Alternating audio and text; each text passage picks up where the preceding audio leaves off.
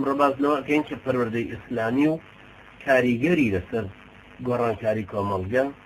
چییە و چۆنە. پێشەکی ئەوە بزانین کە ئیسلام چەند جاری تر تەکیدمان لێ کردوتەوە کە ئیسلام کۆمەڵێک سیستم و نەظم و بەرنامەیە و ناشێ لێک جودا بکرێتەوە. ناشێ بڵێ لایەنی سیاسی پێشەخەم لەسەر حسابی ئەخلاقی، ناشێت کابلار لە ڕووی ئەخلاقی و بەها و نەریتی کۆمەڵایەتی و پێشکەوێت، بەڵام لە ڕووی ئیمان و عیبادەتیەوە وەختات.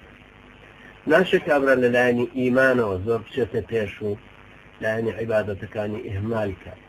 ئەها ئێوە ملاحەزە ئەکەن ئێستا زۆر جار لەم ناو جەماعەتە ئیسلامیانەیە لەم ئەحزابە ئیسلامیانەیە جاری وا هەیە لەبەر نەبوونی بەرنامەی گشتگیر و تەواوی ئیسلامەتیەکە هەندێک کەسشیان لێ دێ. بۆ نمونە یەکێک بەس بایەخ بە فیکرەدا جاری وان ملاحەزەکی کابرایەک لە جەماعەتی حیزبی تەحریرە کەویش حیزبێکی ئیسلامی ساڵی 1952 دروست بووە لە سەردەستی شێخ تەقیەدانی شێخ تەقیەدینی نەبهانی ڕەحمەتی خوای لێبێ ئەسڵ لە فەڵەستینەوە لە ئوردن کۆچی دوایی کە ڕەحمەتی خوای لێبێ سیرەکەی کابرا لە حیزبی تەحریرە فکر و سیاسەتێکی باش و پەی پێبردنێکی باشی هەیە لەسەر مەسائیلی سیاسی، بەڵام جاری وایە بینی هەر هەمان شەخصە زۆر چست و چالاک نییە لە عیبادەتەکانی، یان بایەخێکی تەواوی بە عەقیدەکە نەداوە، یان مەسەلەی حاکمیەتەکەی زۆر بە نقطەیەکی عەقائیدی مهم وەرنەگرتووە، بەڵێ لە ضمنی سیستمە ئیسلامەکەی وەریگرتووە. لە بەرامبەر یاسەیرەکە یەکێکی سەلەفیە بینی وشکە سەلەفیەک بایەخێکی زۆری بەلایەنە عەقیدەکە داوە، چەندین کتێبی لە عەقیدەکە خوێندووە، بەڵام لە ململانەی فکرە سفرە، هیچ حاڵی نابێت لە ئەم ململانە فکریە گەورەیە.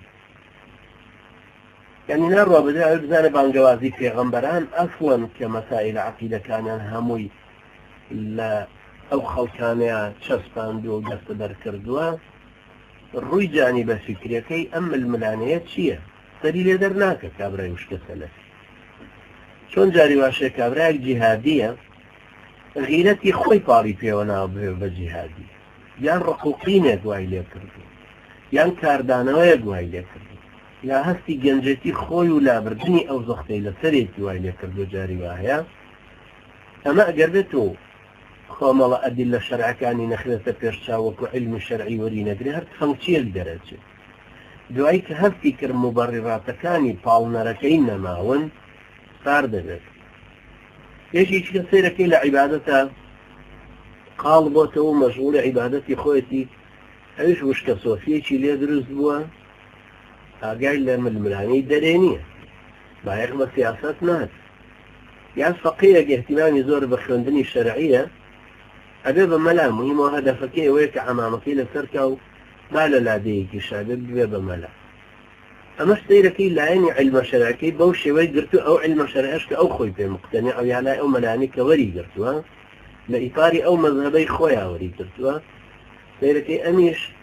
گوێ نادا بە گۆڕانکارێک، ئەم ئیمامی مزگەوتە نەک ئیمامی کۆمەڵگەکە. لە کاتێکا عولەمایانی ئیسلام هەمویان ئیمانی کۆمەڵگەکە بوون، بۆیە دەسەڵاتداری سیاسی هەمیشە لێیان ترساوە. ئەسا دەسەڵاتداری سیاسی هیچ قیمەتێ بۆ مەلادانانە لەبەرەوەی زانێ مەلای مەحرابە و ئەوقاف پارەیەداتی، ئەوقاف تەعیینی کرد، یاوەندە دەست و پێسووتاوە ناتوانێت کەسابەتێکیش بکات. ئەسڵەن ببوورن. ئەمە هەمووی سەبەبەکەی گەڕێتەوە بۆ وەرنەگرتنی گەشتگیری پەروەردەی ئیسلامی. ئەگەر ئیسلامت وەرگرت لایەنی عەقیدەی، لایەنی قورئانەوانی، فەرمودەوانی، فقه و ئەحکامی، هەروەها لایەنی علمی ئالیاتی تێگەیشتنی دینەکە، و هەروەها بانگەوازی خوایی و ململانەی فکر و سیاسەت و عەقائید و ئەدیان و ئەنجا جیاوازی نێوان ئەو هەموو تیم و گروپ و ئەوانەی گومڕان، ئەوانەی لەسەر خەستن، جیاوازەکانیان لە نێوانە چییە؟ وەرگرتنی عیبادەتەکان لە پێغەمبەری نازدارەوە عەلەیهی سەڵات وەسەلام دوورکەوتەوە، لە بیدعەتەکان دوورکەوتەوە، لەو شتانەی کە داهێنراون لە دینە، ناسینی ئەحکامی شەریعەتی ئیسلام بەقەدەر ئەوەندەی کە تۆ پێویستە. ئەمانە هەمووی سەیرەکەی بەشێکن لە ئەوەی کە پەروەردەی ئیسلامی بۆ ئەو خەڵکە موسڵمانەی فەراهەم هێنا، وەکو مەنهەجێکیش داهێنێتێ. لەگەڵ هەموو عیلمەشە قیمەتی نەگرت کابرا عیبادەتەکانی بە مەضبوطی نەکردن، با بشزانە عیبادەتەکان چین، یان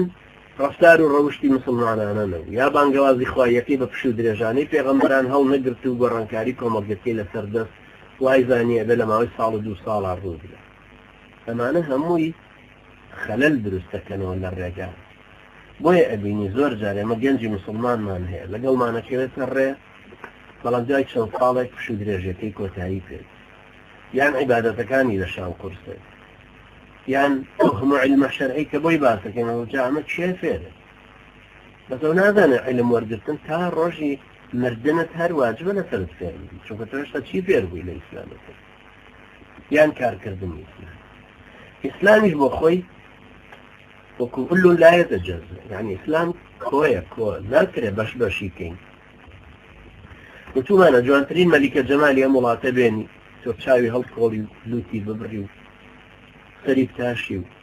شان عقي بريندار في تجاي بلي ولا مهر ملكة جمالة شونه انجا ام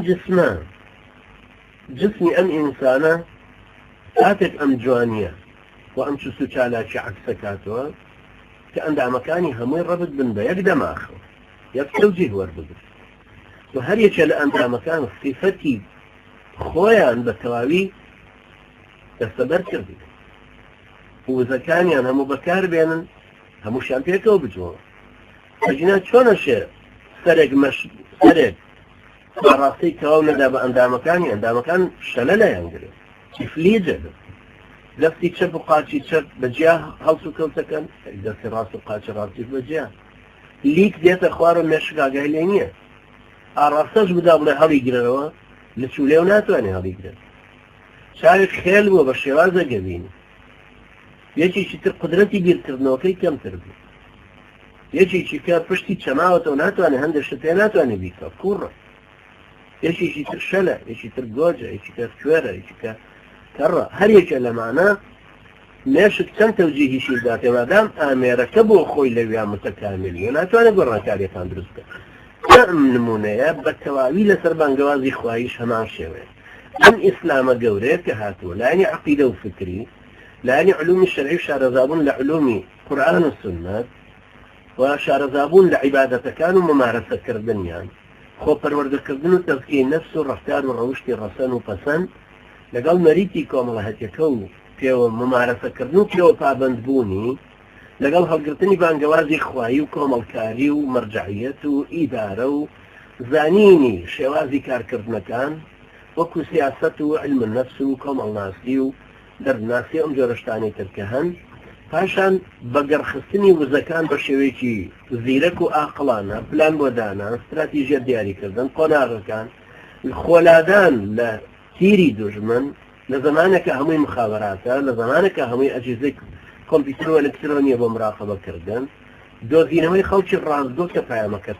لەگەڵ هەڵگرێت پشت و درێژی لە گۆڕانکاریەکان ئەمانە هەمووی برانی بەڕێزی من هەمووی بەرنامەیەکی متەکامیلن یەکتری تەواو کرد تۆ ناتوانانی ئیسلامەکە لایەکی وەربگری بڵێ هەر بەمایانە ئەڕۆم بەمە ئیسلام نایەتە پێش بۆیە ئەو پێغەمبەرە نازدارە عەلەیهی سەڵات وەسەلام 11 ساڵی ڕەبەق لە مەککە بوو ئەوەی کە بیناسازی ئەم تاکە بوو بە وەحی هاتە خوارەوە ئەم پێغەمبەرە نازدارە عەلەیهی سەڵات وەسەلام ئاڕاستەی ئەم کۆمەڵگەی وا ئەکرد کە چۆن خۆڕابگرێت لەگەڵ پەیامی خوا ویستیەکە چۆن خوا بناسێت چۆن خوا بپەرستێت چۆن بەهای خواپەرستی بێنێتە شوێنی بەهای جاهیلی ئیسلامەتەکە وەربگرە لە ئەخلاقیا بدرەوشێت مەگەر یەک صیفەتێکی لە ئەبوو ذەڕی غەفاری بینی عەلەیهی سەڵات وەسەلام پێی نەفەرمووی ئینەکە امڕؤ فیکە جاهیلیە تۆ پیاوێکی هێشتا سیمای جاهیلیەتت تیاماوە یەک صیفەتێک پێوەی دیارە لەبەرەوە ئەبێ ئەمەمان لەبەرچاو بێت ئەو هەماهەنگیەی بە فارسی پێڵەن هەماهەنگی یعنی ئەو ڕێکخستن و تەنسیقی کە لە نێوانی هەموو لایەنەکانی ئیسلامە هەیە کە ئاڕاستەی ئەو تاکەی پێئەکرێ ئەنجا پارسەنگی کابرا دەرەبڕێ ئەنجا سوود لە وزە ورەکەی بەکارەهێن ئێمە بۆیە وا داماوین ئەوەندە زۆرین بەڵام هەریەکە بە نەوەیەک لەم ئیسلامەتەوە تێگەیشت و خۆی پێی مقتەنیع بوو یەکێ سۆفیانە گرتێت یە بەر و عیبادەتی خۆیەکە و تر حەقی نەمرد بەسەر حاکمیەتی شەرعەوە ئەجینا پارتی وێچێتی زلهێزانی عەلەمانی کوردستان کۆکیتەوە بە هەمویان ناکەن عەدەدی مزگەوتەکان ئەهلی مزگەوتەکان و ئەهلی ئیلتیزام بەدینەوە دوو ئەوەندەی هەر هەمویان هەن ئەگەر کۆ ببنەوە بەڵام ئەی بۆچی ئەوان زاڵن بۆچی تاغوتێک دەتوانێت بە کەیفی خۆی